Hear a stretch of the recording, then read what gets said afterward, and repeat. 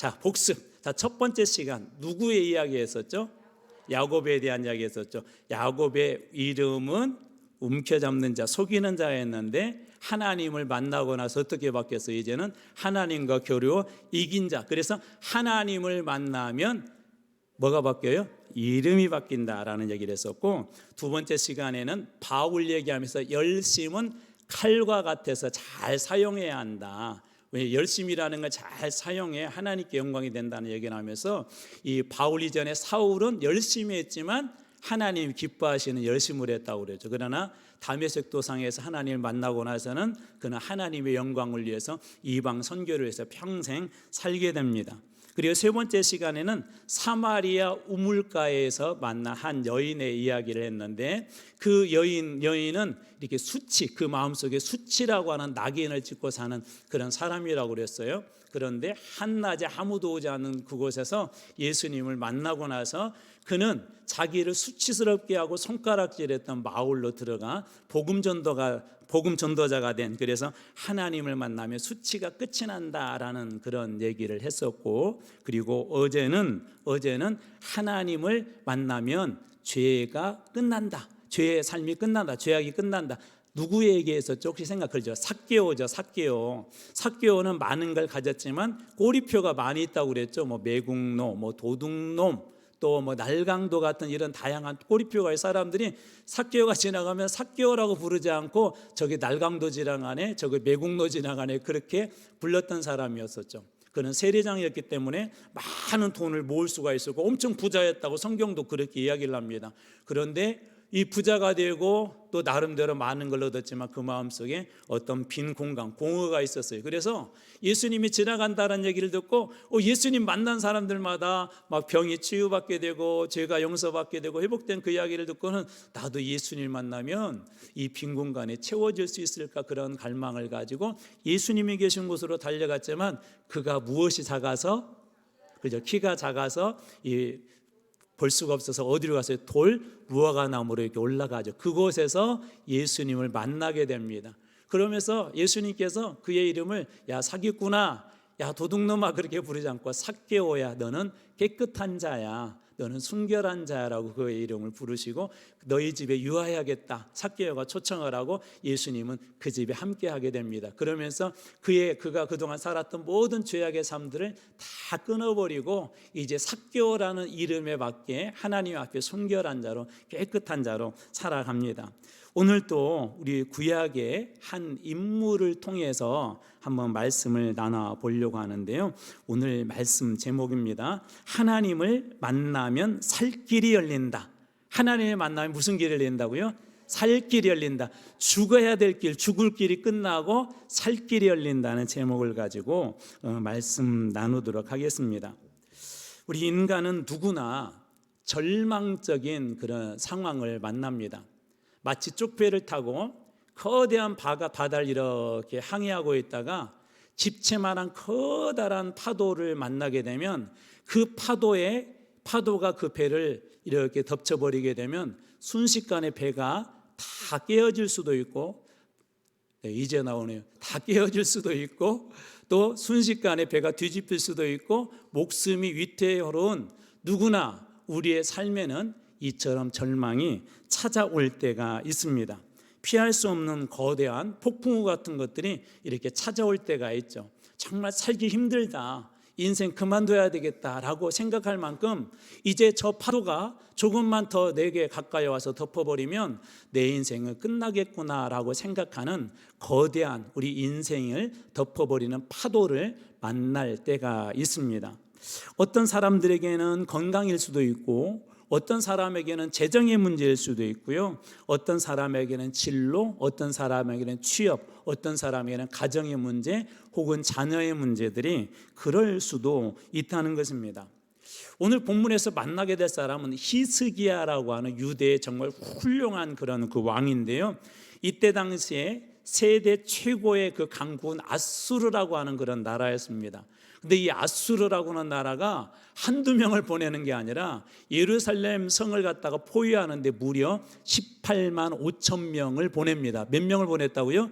18만 5천 명을 이 보내요. 군대, 그냥 일반인들이 아니라 군인들, 최강의 군대, 최강의 무기를 가지고 있는 아수르라는 나라에서 18만 5천 명의 군대를 보내가지고 예루살렘 성을 이렇게 포위를 하죠.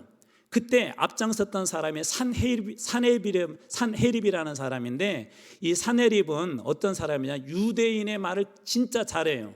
마치 그 현지인처럼 너무나도 그 말을 잘합니다. 그러니까 이 산헤립이 그 말을 하기에는 유대인들이 다 알아들을 수 있을까요? 아니면 못 알아들을까요? 유대인의 말, 히브리어를 아주 잘한다니까요. 본토인처럼 잘해요. 그러니까 말을 잘 알아듣겠죠. 그가 이런 말을 합니다. 내가 믿는 하나님이 예루살렘을 내 손에서, 이 네가와 네가를 잘 구분, 지금 산헤립 아수르의 왕이 보낸 산헤립이라는 사람이 유창한 유대말로 하는 거예요, 히브리어로. 자, 내가 믿는 하나님이 예루살렘을 내 손에서 건져낼 것이라는 말에 속지 말라. 세상에 어떤 신이 자기 나라를 내 손에서 구원한 적이 있더냐. 이게 실제 사실이거든요. 아수르는 최강국이었기 때문에 그때 당시 아수르가 쳐들어가면 거의 다 무너졌어요. 이때 당시에는 신들의 싸움이라고 했는데, 어떤 신들도 우리 아수르를 이기지 못했다, 어떤 신들도 아수르 손에서 구원하지 못했다라고, 그렇게 유창한 유대의 말로, 히브리 말로 예루살렘 성에 있는 사람들에게 그렇게 이야기를 합니다. 이 이야기가 예루살렘에 있는 사람들의 귀에 들어갔겠죠. 사람들 사이에 이 소문이 퍼지기 시작했을 것이고, 히스기야도 이 이야기를 듣고는 순간 그 마음속에 엄청난 죽음의 공포와 두려움을 느꼈을 것입니다. 마치 우리의 인생에 갑작스럽게 찾아온 어떤 질병처럼 그 병을 고칠 수 없는, 아직까지 우리 의술로는 완벽하게 치료할 수 없는 그런 병에 걸렸습니다. 혹은 사업의 현장에 갑작스럽게 많은 돈을 지불해야 되는 그런 상황이 되어서 곧 부도 직전 상태에 있는 그런 사람들처럼 죽음의 공포와 신앙의 근간까지도 흔들리는 그런 상황에 있었다는 것이죠. 오늘 우리는 말씀을 통해 절체절명의 위기 속에서도 기도가 어떻게 유일한 살 길이 되는지, 그리고 기도를 통해 만나는 그 하나님은 어떠한 분인지, 그리고 그것을 통해 하나님께서 어떻게 역사하시는지, 그러한 은혜들을 여러분들하고 함께 나눠보려고 합니다. 자, 초대에 그런 말씀들이 누구나 우리 인생에 밤이 찾아옵니다. 오늘 하루 낮 시간이 지나가 나면 누구에게나 밤이라는 시간이 주어진 것처럼 우리의 인생에도 찾아오는데요, 히스기야에게 그런 밤이 찾아왔습니다. 오늘 말씀은 참고로 우리 열왕기하 18장과 19장 이 두 장의 배경을 가지고 여러분들하고 나눌 터인데요, 어떤 절망이 먼저 찾아왔는지 18장 17절 말씀입니다. 자, 아수르 왕 다르단과 랍사리스와 랍사게로 하여금 대군을, 아수르 왕이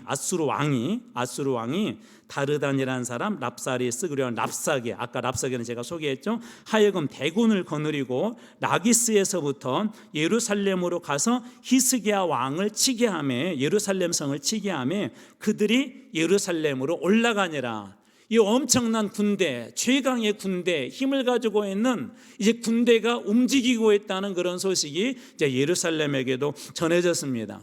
이 이야기가 들리자 히스기야의 그 마음이 덜컹, 야, 큰일 났다, 이제 어떻게 해야지, 그런 마음이 그 속에 생겼던 것 같습니다. 오늘 우리가 읽지는 않았지만 바로 이 앞부분에 19장 1절입니다. 자, 히스기야 왕이 이와 같은 소식을 듣고 아수르 왕이 이 랍사게를 비롯해서 사람들을 보내는데, 예루살렘을 가서 쳐라, 히스기야 왕을 잡아오라 라고 그런 명령을 내렸다는 그 소식을 듣고 그 옷을 찢고 굵은 배를 두르고 여호와의 전에 들어가. 왕이 듣고 옷을 찢고 굵은 배를 둘렀다는 것은 이것도 일종의 관용어예요. 극한 슬픔과 극도의 분노에 있었다는 거예요. 한편으로는 너무나도 이게 슬픈 거예요.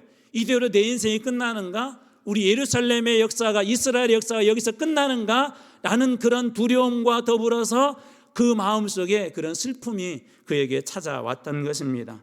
그런데 그는 괜찮은 척하지 않았어요. 가끔 우리 성도들 이렇게 만나고 이렇게 상담을 하다 보면 목사님 괜찮아요라고 하신 분들이 계셔요. 정말 그 상황을 보면 너무나도 힘들고 어렵고 제가 보기에도 안타깝고 이건 어떻게 해야 되지? 이 아무리 걱정해도 풀 수 없는 그런 문제를 가지고 있는 분들이 이렇게 계시는데 참 상담을 하면서 늘 깨닫는 것 중에 하나가 뭐냐면 저를 생각해서 그러는지 아니면 긍정적인 마인드 때문에 그런지 목사님 괜찮아요라고 그렇게 이야기해요. 한편으로는 믿음의 이야기 같지만 하나님 앞에서는 이 괜찮아요, 하나님 저 괜찮아요가 아니라 때때로 오늘 히스기야 왕이 그 옷을 찢고 굵은 베옷을 입은 것처럼 우리의 감정과 마음의 상태를 하나님 앞에 다 내려놓아야 한다는 것입니다. 왜 그러냐면 시편에 여러분 기도를 읽어보면 그중에 다윗의 기도가 있는데요, 어느 때는 민망을 해요. 다윗 같은 사람이 이런 기도를, 어떤 기도냐면요, 저주 기도를 해요. 저주의 기도. 제가 여기서 여러분들 저주하면 여러분 어떡하실래요? 좀 심각해지시는데. 근데 다윗이 무슨 기도를 드리냐면 저주의 기도를 드린다니까요. 또 두 번째는 가끔 보면 믿음이 없는 것처럼 이렇게 보여요. 다윗 그러면 우리는 용감한 사람 다윗 뭐 그런 찬양도 있잖아요. 근데 가끔 믿음이 없는 것처럼 막 다윗이 불평도 하고요, 원망도 하고요, 막 때로는 막 하나님 앞에 막 눈물도 흘리고 믿음이 없는 사람처럼 때로는 막 분노하고 시편을 읽어가다 보면 다윗의 그런 분노와 슬픔과 절망과 그런 고통들을 어느 때는 여과 없지, 심지어 하나님 저놈들, 제가 이렇게 편하게 표현한 거예요. 저놈들 때문에 저 죽겠습니다. 저놈들 좀 주님 제가 저주하니까 저주해 주세요라고 그렇게 저주의 기도를 올려드리기도 합니다. 그런데 왜 하나님은 그렇게 리얼하게 자기의 감정을 하나님 앞에 털어놓은 이 다윗의 기도를 하나님께서는 이 성경에다 기록하게 하셨을까요? 무슨 얘기냐면 나 너 힘드니? 너 화가 나니? 너 슬픔 중에 있니? 괜찮아. 사람에게 그거 퍼붓지 말고 나한테는 괜찮아. 그러니 내 마음에 있는 거 다 털어놔. 내 속에 슬프면 슬픈 대로, 아프면 아픈 대로 다 털어놔. 어렸을 때 무슨 이유 때문에 그런지 생각나지는 않아요. 근데 참 억울했던 것 같아요. 친구들하고 뭔가 이렇게 놀다가 제 딴에는 엄청 억울했던 것 같아요. 너무나도 억울해가지고 친구들한테 얘기해도 친구들이 듣지를 않고 오히려 막 저를 놀리니까는 제가 화가 나서 친구들하고 더 이상 같이 있을 수 없잖아요. 그래서 그 자리를 뛰쳐나와서 집으로 달려갔는데 이렇게 어머니가 딱 계시는 거예요. 그 순간 엄마 품에 딱 안겨가지고 제가 하는 게 엄마 아무개가 이랬어요 저랬어요 그게 아니라 그냥 그 안에 딱 안기는 순간 저도 모르게 막 눈물이 팍 쏟아졌어요. 제가 시간이 지나고 나서 왜 그때 일을 나는 기억 못하고 그게 상처로 남아있지 않지라는 그런 생각을 하면서 이렇게 되돌아봤어요. 아, 엄마 품 안에서 그때 아팠던 거, 억울했던 거 다 쏟아놓고 눈물로 흘렸기 때문에 그것이 무엇인지 제 마음속에 상처로 남지 않고 그냥 그때 잘 회복된 좋은 기억만 남아있었던 것입니다. 하나님이 그걸 원하시는 거예요.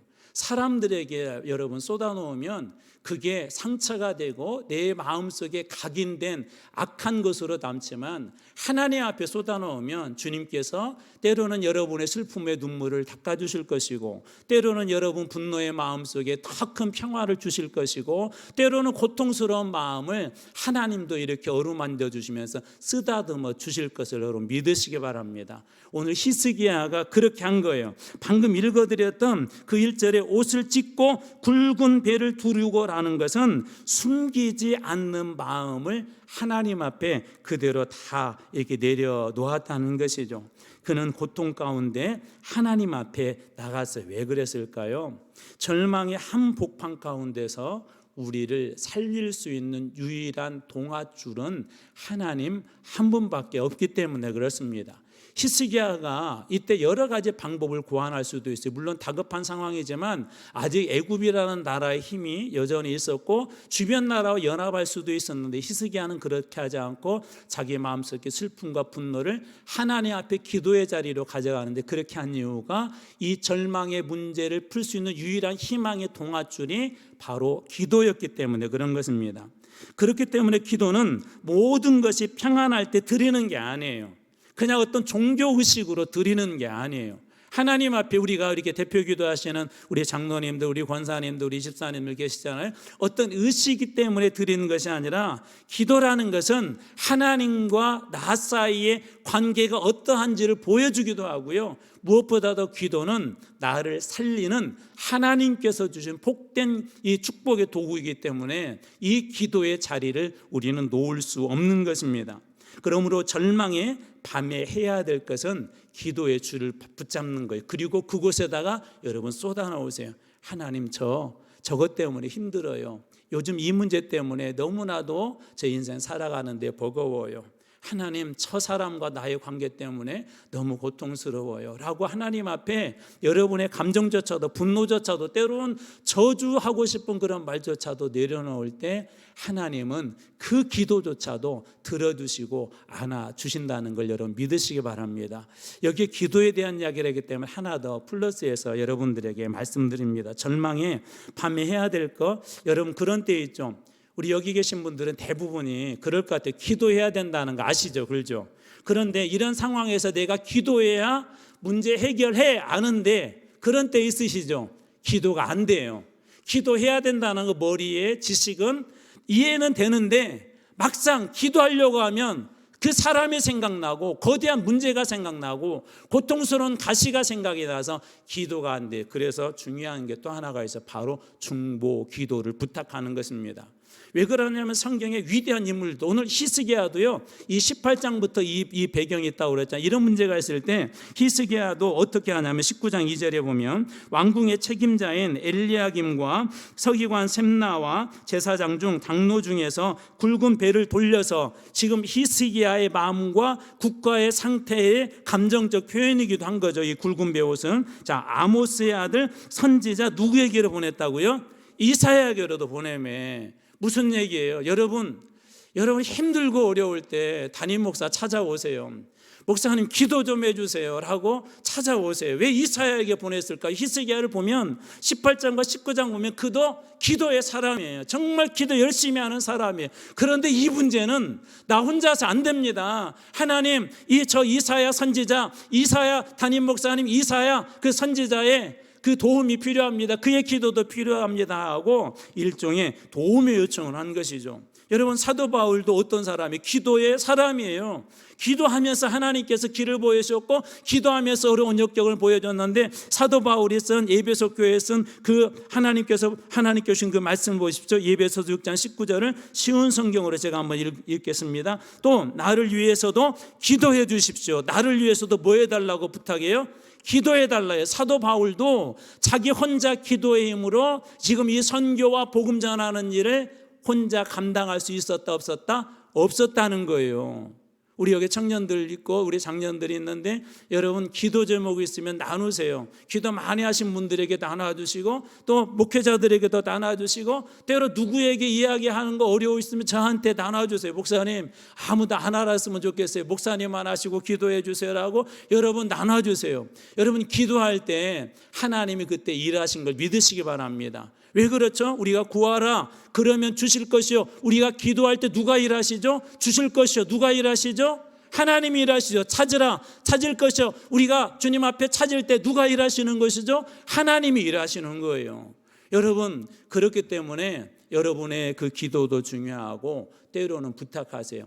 저를 위해서 좀 기도해 주세요. 요즘 사업이 이래요. 오늘 여기 계신 분들 중에 여러분들은 가끔 저에게 그런 부탁을 해요. 목사님 요즘 회사 상황이 이래요. 목사님 기도해 주세요. 요즘 우리 아이 상황이 이래요. 기도해 주세요. 지난 이제 곧 시험을 보는데 이런 상황이 있어요. 기도해 주세요. 또 어떤 분은 건강에 문제가 있는데 또 남들에게 알리고 싶지 않은 그런 분들도 계세요. 목사님 기도해 주세요. 여러분 함께 기도하게 될 때 그 기도가 삼겹줄이 되어서 우리 성도들 가운데 우리 한 분 한 분에 있는 문제를 돌파하는 하나님의 축복의 응답으로 반드시 되어질 줄로 믿으시기 바랍니다.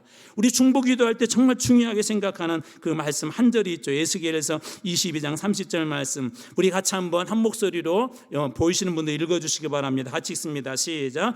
이 땅을 위하여 성을 쌓으며 하여 성 무너진 데를 막아서서 나로 하여금 멸하지 못하게 할 사람을 내가 그 가운데서 찾다가 찾지 못하였으므로. 에스겔 시대는 무슨 얘기냐면요, 하나님 앞에 중보기도하는 사람을 내가 찾다가 찾지 못했대요. 살려주고 싶고 회복해주고 싶고 하나님이 일으켜 세워주고 싶고 다시 이스라엘을 세워주고 싶었는데, 하나님이 속상함이 뭐냐면, 야, 나는 일할 준비 되어 있어, 응답할 준비 되어 있어. 그런데 내가 여기 가서 찾아봐도 기도하는 사람이 없고, 여기 가서 찾아도 없고, 저기 가서 찾아도 없다라고 하나님이 한탄하신 듯이 그렇게 말씀하시는 거예요. 여러분, 하나님은 오늘 또 기도하는 자를 찾으시는 걸 여러분 믿으시기 바랍니다.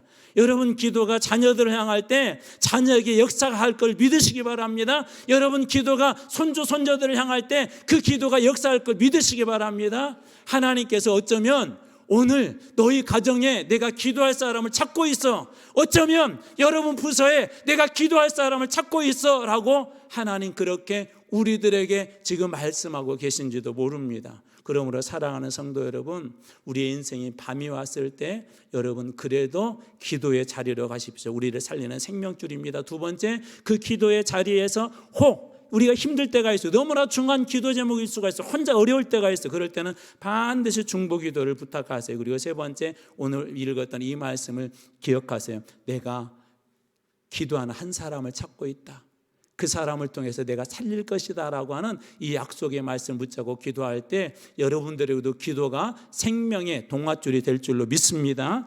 두 번째로, 이 밤이라는 시간을 통해 이제 히스기야가 하나님을 히스기야도 만나는 시간이 이렇게 이어지는데요. 자, 히스기야가 한 번 기도했다고 이 문제가 100% 해결됐을까요?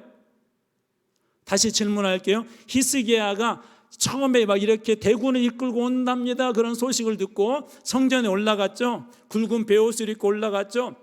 자, 그랬을 때 이 기도 딱 해서 한 번에 이 문제가 해결이 됐을까요? 아니에요. 왜 하나님은 구하라, 찾으라, 두드리라 이렇게 말씀하셨을까요? 여러 가지 이유가 있지만, 야, 구해도 안 되면 어떡하라는 거죠? 찾으라는 거죠. 찾아도 안 되면 어떡하라는 거죠? 두드리라는 거죠. 점증적이죠. 좀 더 적극적으로 하라는 것이죠.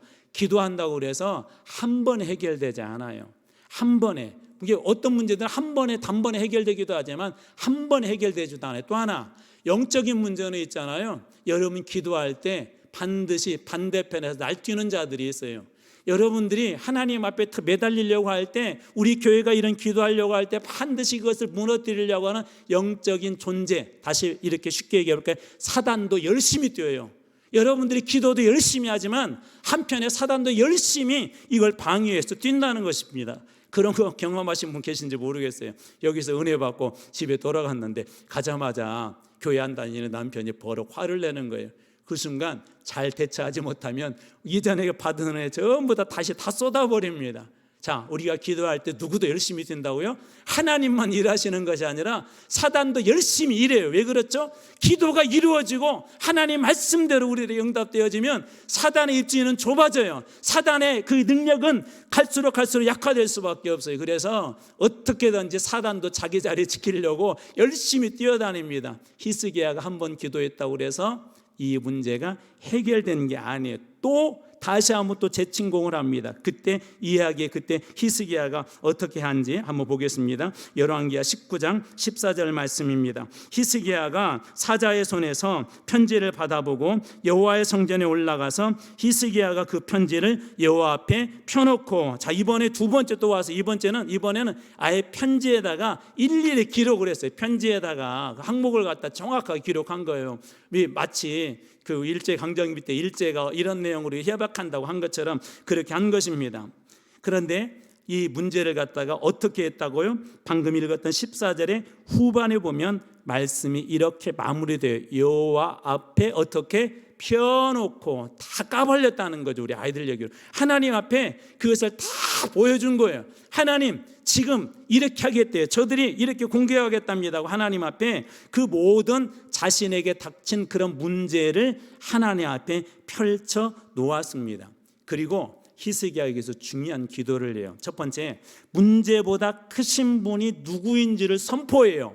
자, 지금 문제를 하나님 앞에 어떻게 했다고요? 펴놓고 문제보다 크신 분이 누구인지를 고백합니다. 예, 그러니까 뭐 이 문제에 있지만 문제보다 더 큰 분이 이 문제를 만져주시면 해결할 수 있다 없다? 해결할 수 있다는 거예요. 15절 말씀입니다.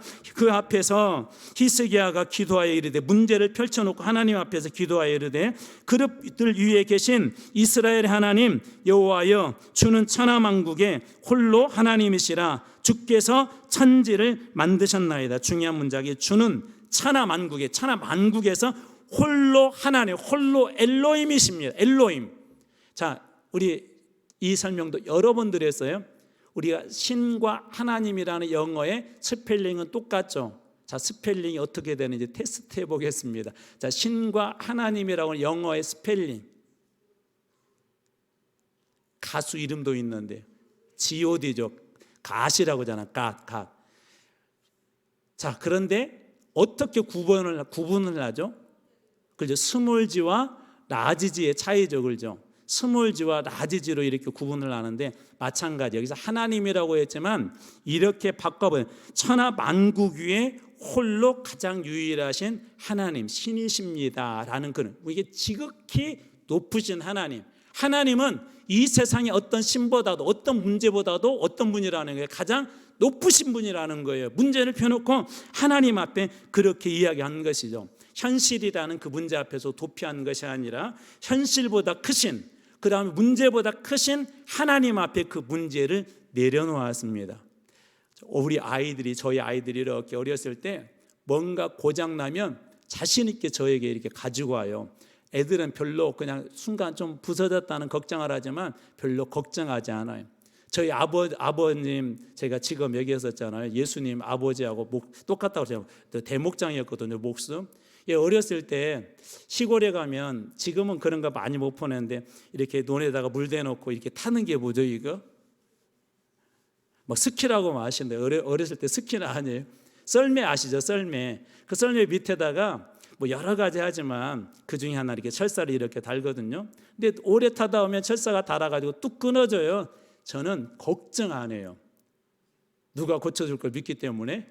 이 문제보다 더 크신 문제를 해결할 수 있는 저희 아버지가 있고 아버지의 능력을 믿기 때문에 걱정하지 않습니다. 히스기야가 그런 고백을 한 거예요.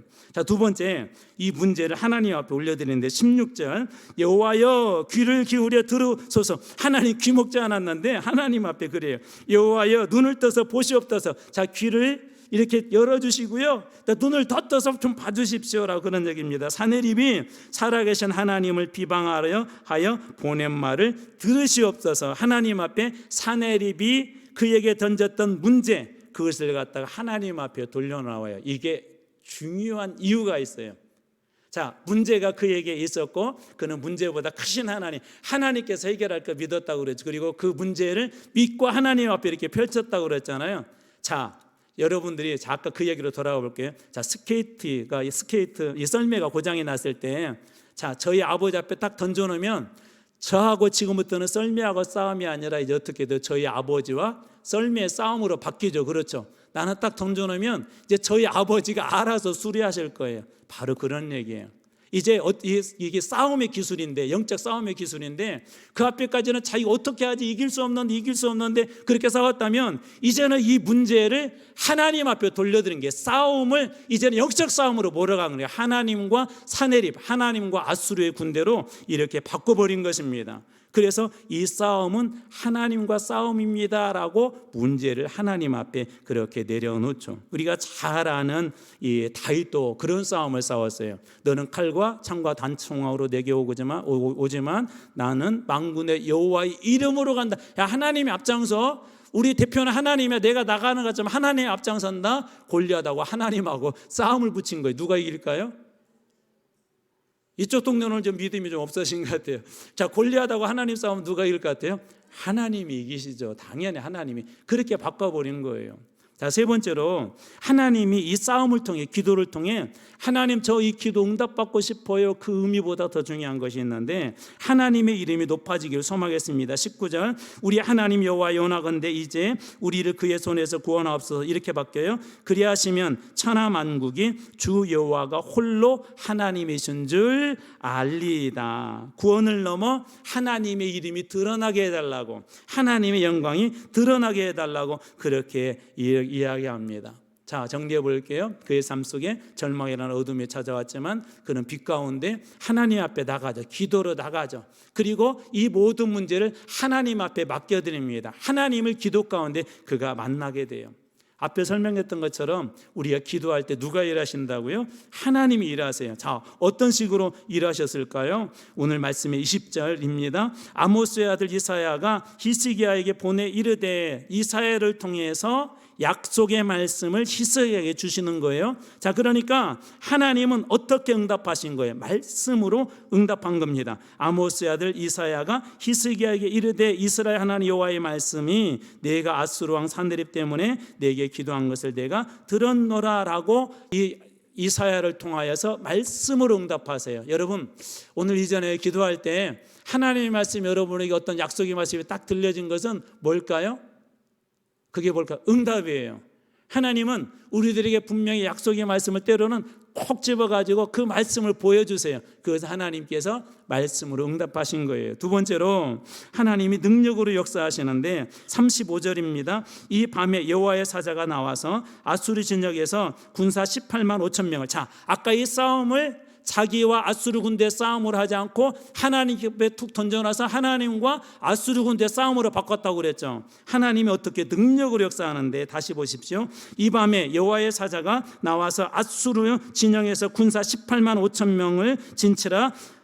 아침에 일찍 일어나 보니 다 무엇이 되었다? 성장이 되었다. 두렵게 했던 모든 문제들이 일순간에 다 사라진 것이죠. 두려웠던 것들이 다 그 싸움이 어떻게 끝난 것이죠. 싸움이 끝난 거예요. 이 싸움이 불리한 정세에서 어떻게 된 거예요? 역전이 된 것이죠. 자, 누가 이렇게 하셨죠?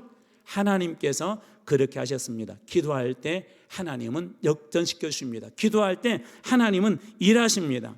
이스라엘은 칼 한 번 휘두르지 않았어요. 하룻밤 사이에 하나님께서 최강의 군대를 갖다가 완전히 진멸시켜 버렸습니다. 기도할 때 하나님이 일하시고 역전시켜 주신 것이죠. 또 나아가서 하나님이 이 불합리한 상황에서 완전한 정의를 이루어 주는데요. 19장 37절입니다.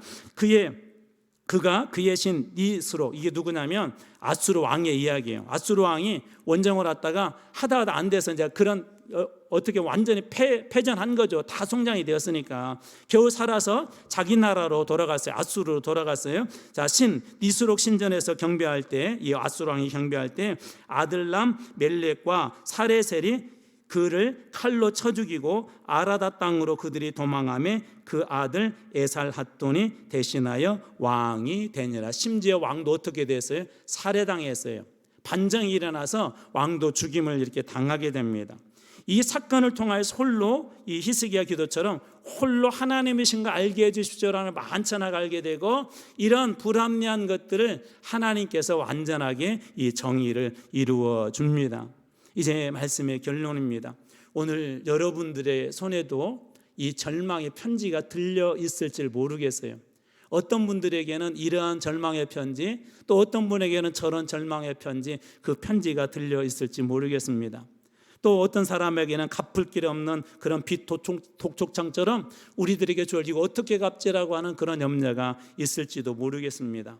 깨어진 관계의 상처일 수도 있고 막막한 미래에 대한 불안감일 수도 있고, 이 모든 것들이 어쩌면 우리 손에 들려있는 그런 절망의 편지일 수도 있겠습니다. 그러나 오늘 하나님께서 우리에게 주신 가장 중요한 은혜는 뭐냐면, 그것을 하나님 앞에 있는 감정 그대로 가서 어떻게 하라고? 펴놓아라는 거예요. 펼쳐놓는다는 건 다 보여준다는 거죠. 하나님 앞에 오늘 이 저녁 여러분 다 펼쳐놓으시기 바랍니다. 세밀하게 하나님 앞에 펼쳐놓으십시오. 만약 그 문제 때문에 너무나 괴롭기도 하고 분노가 있고 감정에 어떤 흔들림들이 있다면 그것조차도 하나님 앞에 내려놓으십시오. 하나님 앞에 펴놓을 때 주님께서 일하실 것입니다. 여러분, 기도는 내 문제를 하나님의 손안으로 옮기는 가장 위대하고 실제적인 믿음의 행위예요. 기도는 내 문제를 누구의 손으로 옮기는 거라고요? 하나님의 손으로. 내가 해결할 수 있는 문제를 해결할 수 있는 분, 문제보다 위대하신 분의 그 손에 들려드릴 때 그 손에서 해결되어질 줄로 믿습니다. 이 밤이 여러분들에게 그런 밤 되시길 바랍니다. 또한 기도는 우리를 절망의 자리에서 건져내어 전능하신 하나님을 만나게 하는 생명의 통로입니다. 기도는 절망의 자리에서 생명의 통로로 열어주는 것이 바로 이 기도라는 거예요. 여러분 기도할 때 오늘 이 저녁에 절망이라는 어둠이 사라지고 생명의 빛이 그 가운데 임하여서 여러분의 삶 속에 절망은 사라지고 그리스도의 생명의 복으로 넘치는 여러분들 되시길 축원합니다. 또 기도는 우리가 하나님을 만나는 사건인데요. 하나님을 만나면 모든 문제가 그분의 주권 아래 놓이며, 기도할 때 하나님을 만나게 되면 이 문제가 누구의 주권 앞에 놓인다고요? 하나님의 주권 아래 놓이는 거예요. 그러면 마침내 어떤 길이 열린다고요? 살 길이 열립니다. 살 길.